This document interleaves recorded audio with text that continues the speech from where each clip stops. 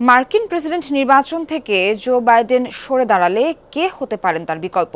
সম্ভাব্য ডেমোক্র্যাট প্রার্থী হিসেবে বেশ কজনের নামই উচ্চারিত হচ্ছে, যার মধ্যে সবচেয়ে আলোচিত ভাইস প্রেসিডেন্ট কমলা হ্যারিস। এছাড়া জোরে সোরে আলোচনায় মিশিগানের গভর্নর গ্রেচেন হুইটমার, ক্যালিফোর্নিয়ার গভর্নর গেভিন নিউসম, পরিবহন মন্ত্রী পিট বুটেজেস সহ আরও কয়েকজন ডেমোক্র্যাট নেতা। জরিপ বলছে, ডেমোক্র্যাটদের মধ্যে ট্রাম্পকে হারানোর সামর্থ্য রয়েছে কেবল মিশেল ওবামার।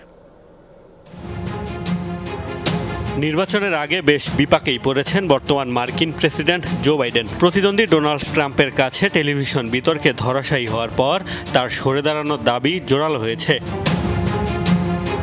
সমর্থকদের বড় অংশ তো বটেই, অনেক ডেমোক্রেট রাজনীতিবিদই প্রেসিডেন্ট প্রার্থী হিসেবে বাইডেনের পরিবর্তে অন্য কাউকে চান। বর্তমান প্রেসিডেন্টকে সরে দাঁড়াতে চাপ দিচ্ছেন দলের কয়েকজন দাতা সদস্য। এমন যখন পরিস্থিতি, তখন কে হতে পারেন বাইডেনের বিকল্প, তুঙ্গে সেই আলোচনা। বাইডেন প্রার্থিতা প্রত্যাহার করলে তার বিকল্প হিসেবে যার নাম সবচেয়ে বেশি উচ্চারিত হচ্ছে, তিনি ভাইস প্রেসিডেন্ট 59 বছর বয়সী কমলা হ্যারিস। দলে জনপ্রিয়তা তুঙ্গে থাকলেও মার্কিন প্রেসিডেন্টের ঘনিষ্ঠ এই সহযোগী অবশ্য এখনও বাইডেনকে এই সমর্থন দিচ্ছেন। হ্যারিস ছাড়াও সম্ভাব্য প্রার্থী হিসেবে উচ্চারিত হচ্ছে মিশিগানের গভর্নর গ্রেচেন হুইটমারের নামও। আগে থেকেই 2028 সালে বাইডেনের উত্তরসূরি হিসেবে ছিলেন আলোচনায়। এবারই যদি বাইডেন সরে দাঁড়ান, তবে কপাল খুলে যেতে পারে 52 বছর বয়সী হুইটমারের।